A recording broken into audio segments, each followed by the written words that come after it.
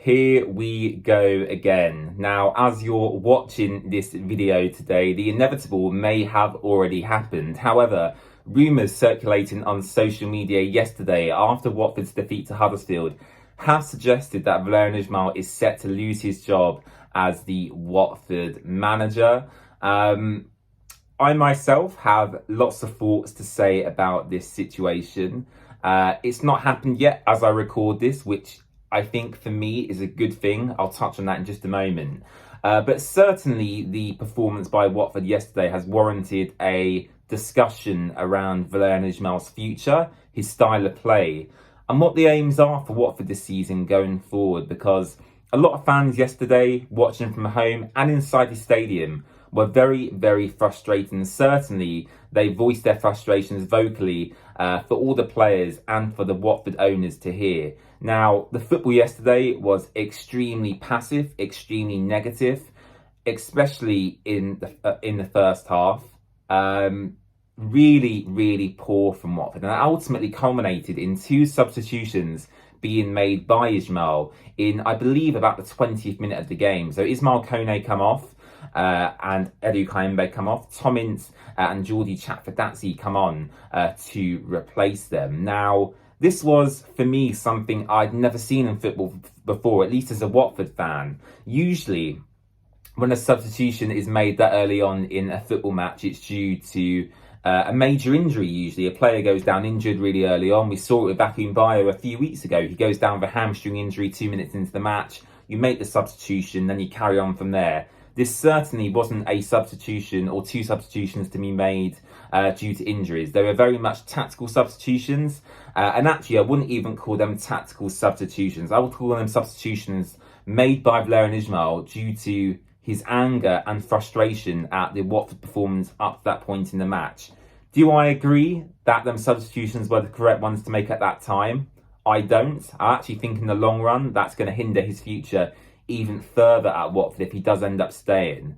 I think the concern for me now is whether he's actually lost the dressing room, whether the players support him, and whether they can be bothered to fight for him. Because certainly yesterday in that match, we didn't see much fight. What we saw was ultimately a moment of quality, again, from Yasser Espria, and a great finish from a quality player in Emmanuel Dennis.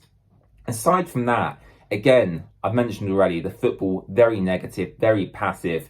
In terms of progression of the ball moving forward, there wasn't much there for me. Very much stuck between the centre-backs and the midfield again, and it breaks down as we move into that final third. And how many times have we said that this season under Valérien Ismaël?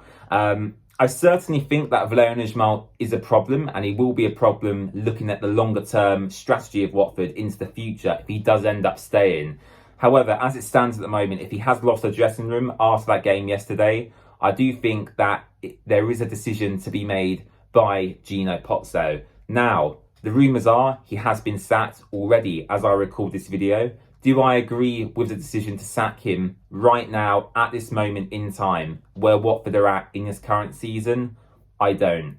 And I did a thread on Twitter yesterday on my personal Twitter account, kind of detailing my thoughts, kind of straight after the match, which I should have really taken a moment of reflection to kind of assess where I'm at. However, I think for me there are much big problems at Watford than the managers and than Valérien Ismaël actually. And when you look at the managers Watford have had in the past, 7, 8, 9 years, there's clearly a bigger problem at play here. Watford have had some quality managers. I class Valérien Ismaël as a decent manager. Slaven Bilic, Chris Wilder, Rob Edwards, Roy Hodgson, Claudio Ranieri, Javi Gracia, Marco Silva, Quique Sanchez Flores. The list goes on and on and on. And it's a list where I look at them names and I go, are really all of them not up to the task of managing our football club? Are they all that poor of a manager where they can't take us on, they can't drag us up the leagues, they can't get decent performances out of us? And I go, actually, there is a bigger problem at play here, and that problem clearly is Gino Pozzo. He is the owner of Watford. I actually don't care about the people below Gino. I do not care what Scott Duxbury has to say. He is the CEO of Watford, Scott Duxbury. He has responsibilities. However, he answers to Gino Pozzo. Gino Pozzo is Scott Duxbury's boss. Gino Pozzo is Valerian Ismail's boss. You know, there's a hierarchy there, and Gino Pozzo sits at the very top of that hierarchy at Watford. Everything goes through him. So what happens on the football pitch? Yes, people have to take responsibility, but ultimately the big responsibility and the person who decides our fate really at Watford is Gino Pozzo. And what has he done in the past 4 years, for example, to suggest that he's a competent owner of a football club? I would suggest he's done very little. And in fact, this season, he's really tarnished the very little legacy he had at Watford. I don't want to get into a big rant here. Again, you know, the performance yesterday is a small issue for me. Again, you know, really poor from Watford. And I think for me, if I was the owner, I would keep Valerian until the end of the season and then assess where we're at then. I think sacking him now is a ludicrous thing to do, and it would actually throw the club into disarray, in my opinion. But yeah, you know, I've said this already. I'm going to repeat myself one more time. There are much bigger issues at Watford than Valerian Ismail, and that problem is Gino Pozzo. And I tweeted out on the Watford Way towards the end of last night after I'd kind of calmed down from yesterday's antics. And I tweeted kind of the definition of insanity is doing the same thing over and over and over again.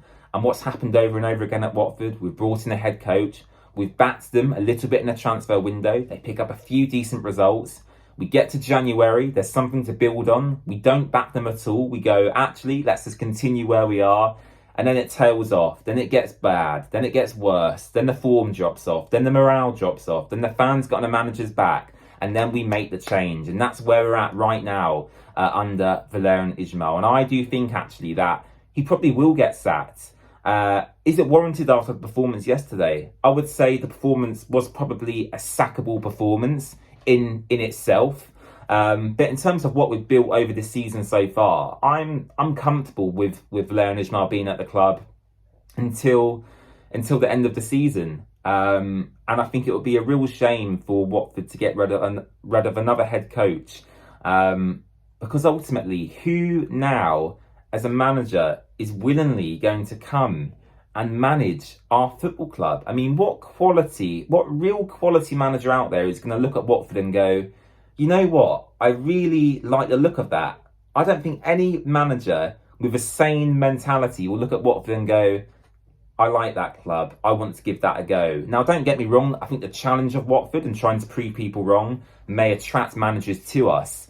But in terms of a long-term strategy and getting the right manager in, I think we've missed that chance. I think that chance was probably Rob Edwards, who is now at Luton Town, Watford's most fierce rival, really. And he's doing quite well for them in the Premier League with very limited financial resources. So in terms of a long-term strategy and a long-term manager at Watford, I think that man was Rob Edwards. And we sacked him after, 7, 8 matches? It's baffling. It's a baffling strategy. I'm fed up, personally. I don't know what your thoughts are on the situation. Let me know in the comment section down below. And don't forget to leave a like on the video as well.